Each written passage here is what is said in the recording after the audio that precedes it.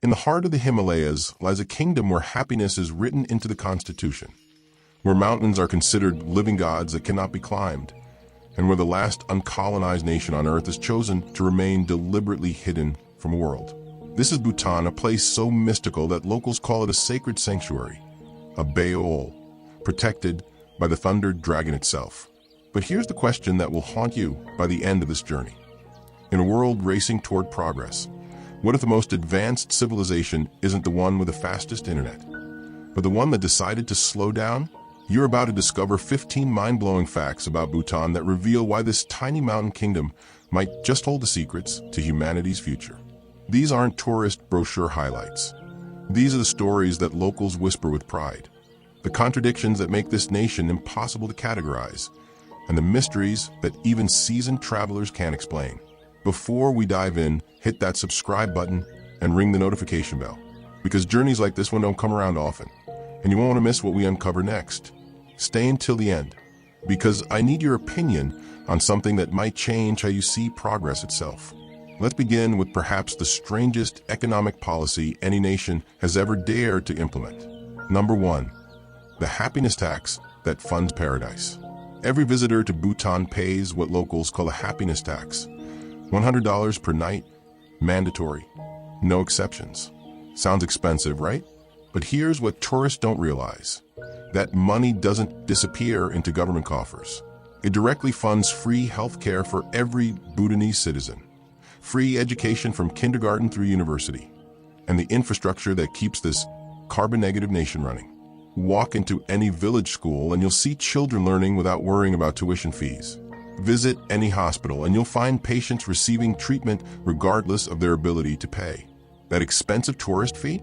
It's literally funding someone's surgery, someone's education, someone's future. The question locals ask visitors is this: if tourism can fund an entire nation's well-being, why doesn't everyone do it this way? Imagine if your vacation literally improved lives rather than just enriching hotel chains. What do you think? Is this the future of ethical travel? Drop your thoughts below. But that's just the beginning of Bhutan's revolutionary approach to money. Number 2, the country that measures wealth in smiles. While every other nation obsesses over GDP, Bhutan officially measures gross national happiness. This isn't feel-good marketing. It's hardcore policy. Before any law is passed, any development project approved, the government asks, will this make our people happier?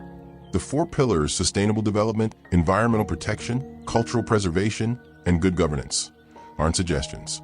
They're constitutional mandates.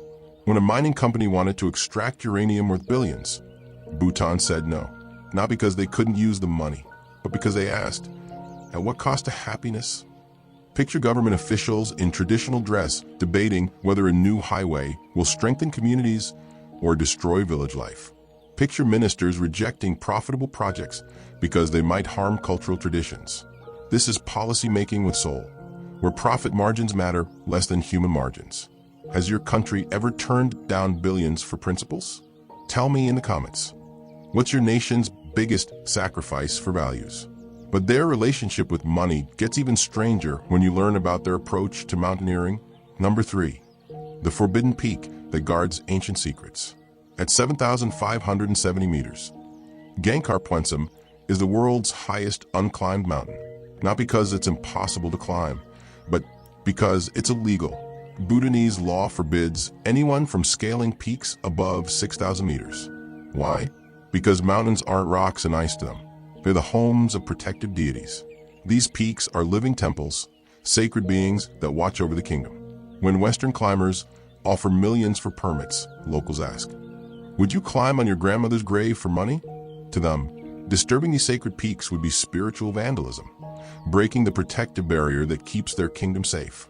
While neighboring mountains become tourist highways littered with oxygen tanks and bodies, Bhutan's peaks remain pristine temples in the sky. The snow leopards roam undisturbed, the blue poppies bloom in secret meadows, and the protective spirits maintain their ancient vigil. Speaking of protecting the sacred, wait until you hear about their approach to television.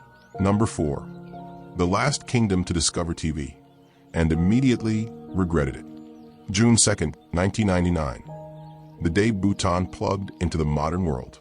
Television and internet arrived simultaneously, making Bhutan the last country on Earth to embrace the digital age. Within months, everything changed. Crime rates jumped. Suddenly, teenagers knew about designer brands they'd never seen. Traditional festivals felt boring compared to MTV. Elders watched in horror as their children started speaking more English than Zonka. The king famously said, "We opened a window, but a hurricane blew in." Young monks now scroll TikTok between meditation sessions. Village children begged their parents for smartphones instead of prayer wheels. The ancient art of storytelling competes with Netflix for attention. Technology promised connection but delivered distraction. The question that haunts every Bhutanese parent: how do you preserve 1,000 years of wisdom in the age of instant everything? How do you compete with algorithms designed to capture attention when your culture teaches mindfulness and patience? But their biggest challenge isn't technology. It's something far more personal. Number 5. The brain drain breaking hearts.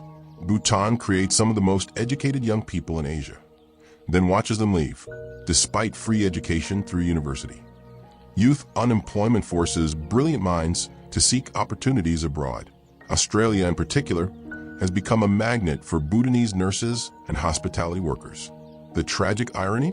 A nation that measures happiness is losing its future to economic necessity. Village elders perform traditional blessings for children boarding planes they may never return from. Airport farewells have become the kingdom's most heartbreaking ritual. Empty traditional houses to the countryside, maintained by elderly parents who video call their children across oceans.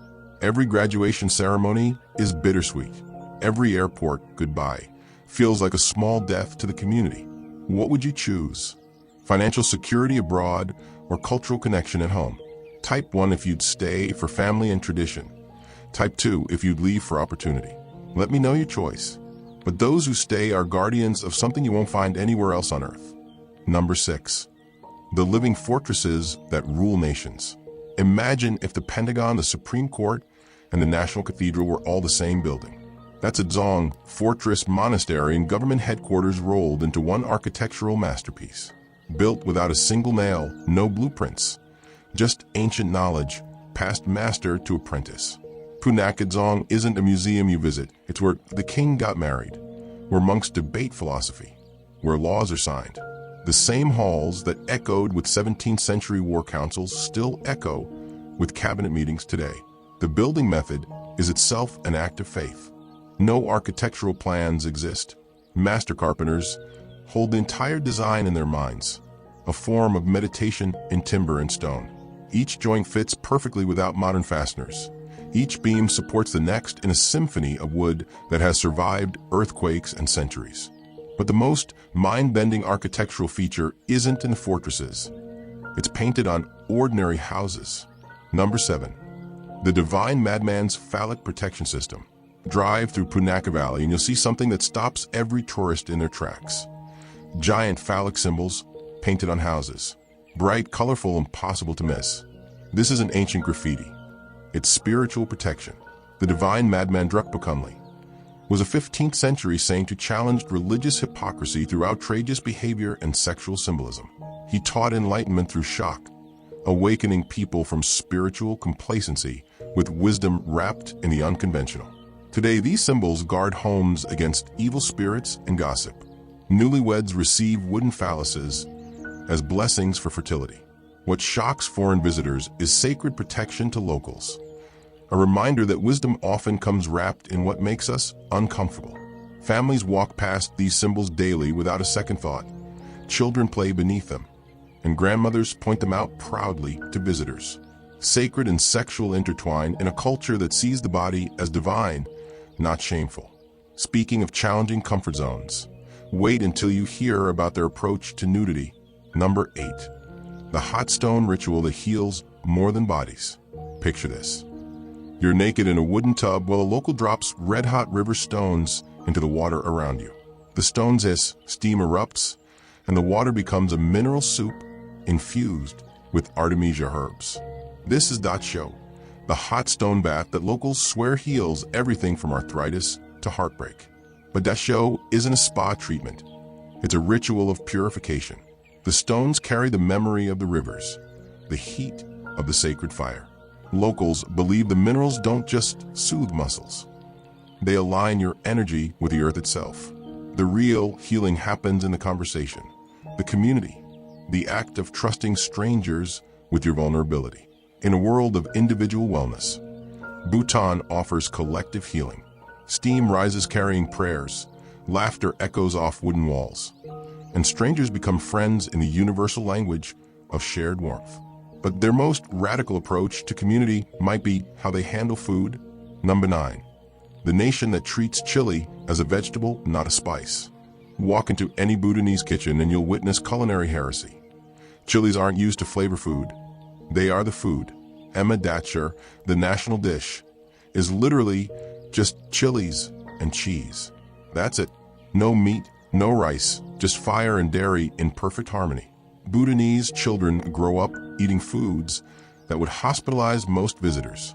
Their heat tolerance isn't just cultural, it's evolutionary. The chilies provide vitamin C during harsh winters when fresh vegetables are scarce.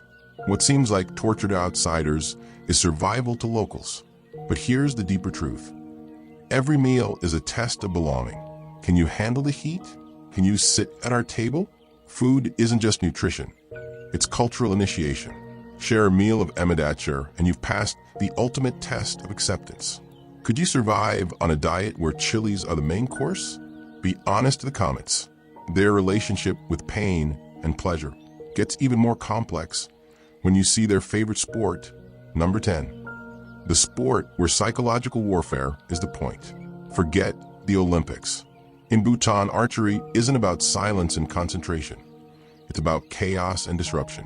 While one team aims at a target 145 meters away, the opposing team stands directly next to the target, singing insults, performing distracting dances, and basically doing everything possible to break their concentration. This isn't poor sportsmanship. It's the entire point. The arrows are less important than the ka-shed, the ritual jeering that tests mental fortitude. A true champion must hit the target while being psychologically tormented by 20 men questioning his ancestry, his appearance, and his mother's cooking. The insults are so elaborate, they border on poetry. Teams spend months composing verses that rhyme while devastating their opponent's confidence. Victory celebrations involve entire communities, with songs and dances that mock the losers while praising the winner's miraculous ability to focus under fire. The sport teaches resilience, humor under pressure, and the ability to maintain focus amid chaos. Skills that help this tiny nation survive between two giant neighbors for centuries. And speaking of survival skills, their approach to medicine will blow your mind. Number 11. Where ancient medicine meets modern healthcare. In Bhutan's hospitals, you might receive antibiotics from a Western-trained doctor in the morning and herbal treatments from a traditional Amchi healer in the afternoon. This is an alternative medicine. It's integrated medicine. The government maintains the Institute of Traditional Medicine, where healers diagnose illnesses by reading pulses, examining urine colors, and studying the patient's spiritual state. Cancer patients receive chemotherapy alongside blessed pills made from rare Himalayan herbs. The philosophy is radical. Heal the body and the soul. Western medicine treats symptoms. Traditional medicine treats causes. Together, they create a healthcare system that addresses the whole human being. Doctors learn to read x-rays and auras, prescribe pills and prayers, understand chemistry and chakras. But their most controversial healing practice involves something most countries have banned entirely. Number 12. The tobacco ban that sparked underground rebellion. Bhutan is the only country on earth where tobacco sales are completely illegal. Not restricted, not taxed heavily, banned. But here's where it gets weird. You can still smoke, you just can't buy cigarettes anywhere. This created an underground economy where cigarettes are smuggled from India and sold at black market prices. A pack that costs $2 in Delhi sells for $20 in Thimphu. The irony? A Buddhist nation trying to reduce suffering accidentally created a criminal enterprise. Young Bhutanese now travel to India just to buy cigarettes.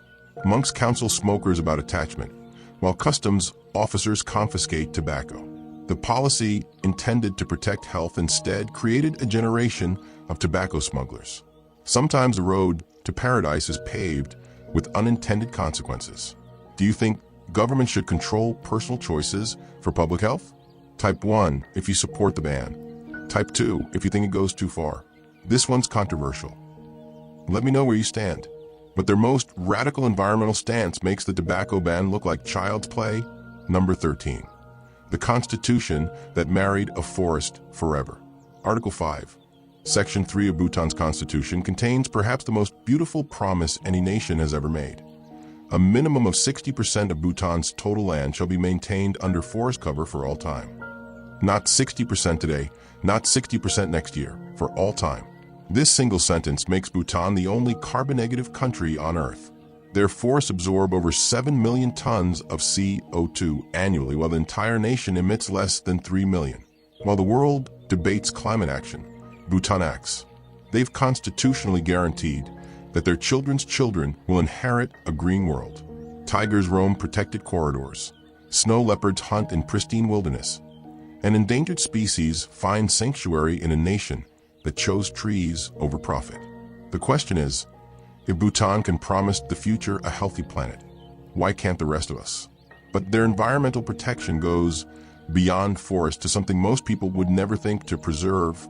Number 14. The kingdom where buildings can't be ugly.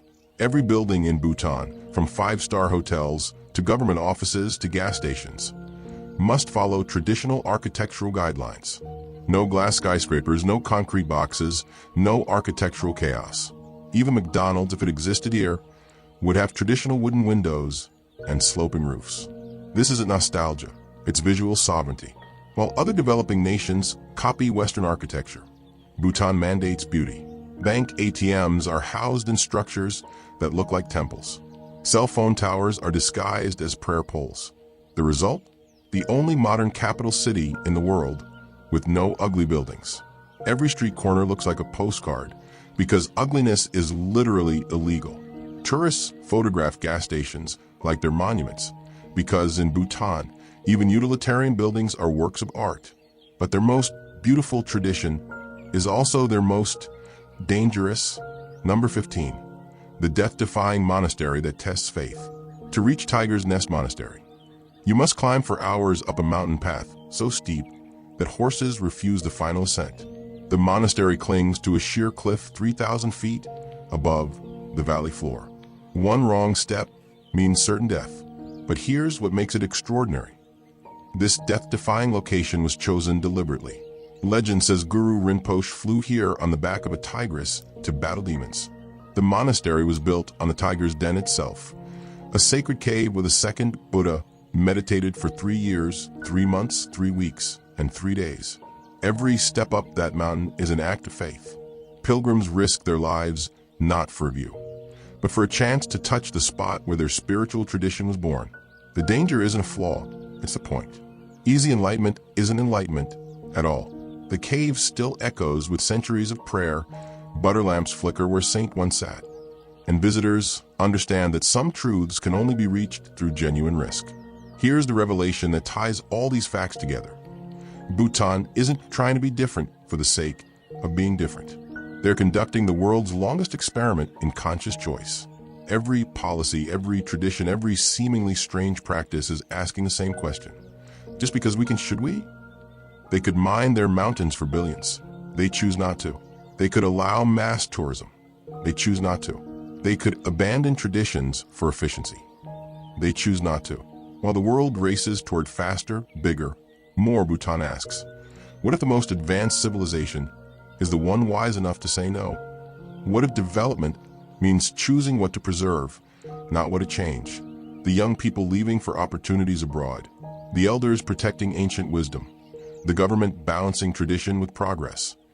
They're all participants in the same grand experiment. Can happiness be a national policy? Can a country choose its own definition of success? Here's my question for you.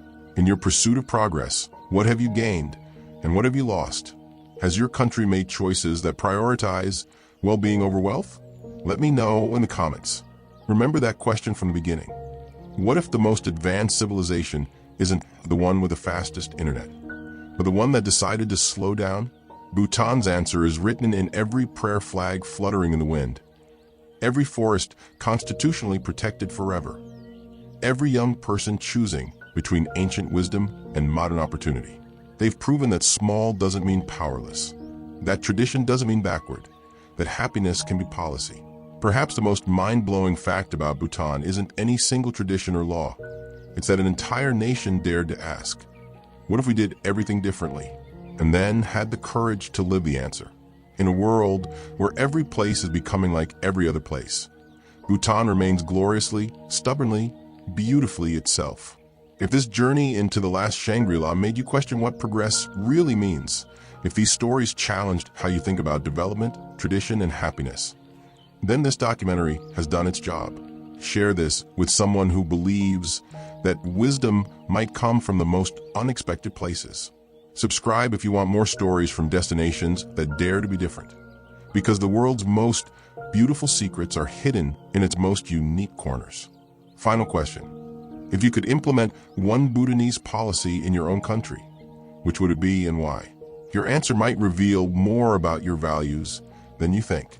Until the next hidden kingdom, may your journey be filled with unexpected wisdom.